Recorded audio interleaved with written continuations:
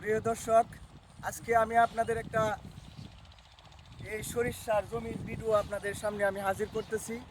এই যে আমাদের পাশে দুজন কৃষক রয়েছে, উনি আমাদের ভাই লাগে আর উনি আমাদের চাচা। দেখেন উনি এত বুড়া বয়সে এই যে সরিষা, এই যে তোমার পিছনেও সরিষা আছে, এই যে এটাও সরিষা।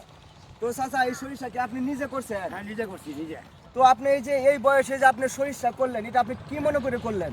করছি যে যে আমাদের প্রশিতন্ত্র বল দেওয়া করছি। আচ্ছা। তার থেকে বেশি হয়। আচ্ছা, এবং সরিষা তেল শরীরের জন্য কি উপকার? 1 নম্বর সরিষা হলো উপকার। আপনি সবসময় কি সরিষা তেল খান? হ্যাঁ, সরিষার তেল। সয়াবিন তেল বেশি একটা খান না? না, আমি আবার সয়াবিন- শরীরের জন্য এটা খুব উপকার। হ্যাঁ, উপকার।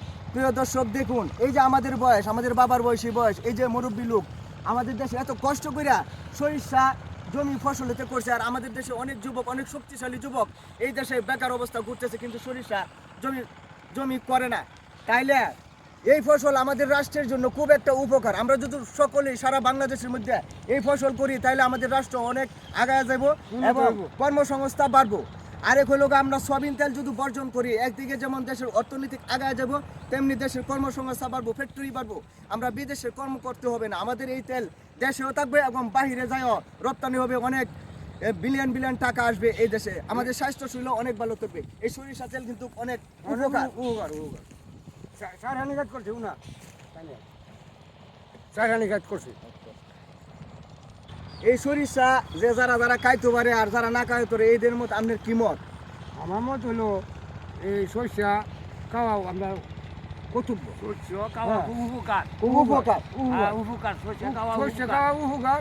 আমরা এই যে না খাই মানুষে সয়াবিন খা। সয়াবিন খা। হ্যাঁ, এইটা খাওয়া লেগেছে। আবার ডাক্তাররা কি বলে আপনাদের? ডাক্তার তো আপনার সোয়াবিন খাইবার লেগে বলে। সয়াবিন খাবের লাগে বলে। হ্যাঁ, এই সয়াবিন খাবের লাগে বলে, ঠিক আছে, কিন্তু সরিষা খাবের লাগে বলে না।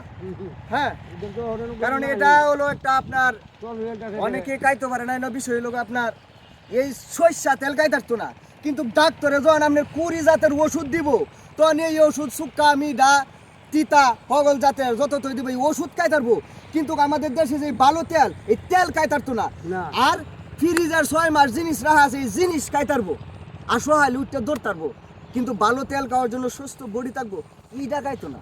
আচ্ছা, যাই হোক, এটা মানুষ এখন আগের চেয়ে অনেক শিক্ষিত, অনেক ভালো, তাদের সচেতন আছে। এই ভিডিওটা যদি আপনাদের ভালো লাগে, তাহলে অবশ্যই এটা আপনারা বেশি বেশি লাইক শেয়ার কমেন্ট করে দিবেন, আমার সারা বাংলাদেশের মানুষের কাছে পৌঁছিয়ে দেবেন, যেন তারা এই বাংলার জমিনে যেন এই সরিষা তেল যেন সবাই ব্যবহার করে। তাহলে আমাদের রাজ্যে অনেক কর্মসংস্থান বাড়বো, আমাদের বেকার যুবক অনেক দূর হবে, এটা জমি থেকে ফ্যাক্টরি পর্যন্ত অনেক কর্মসংস্থান হবে।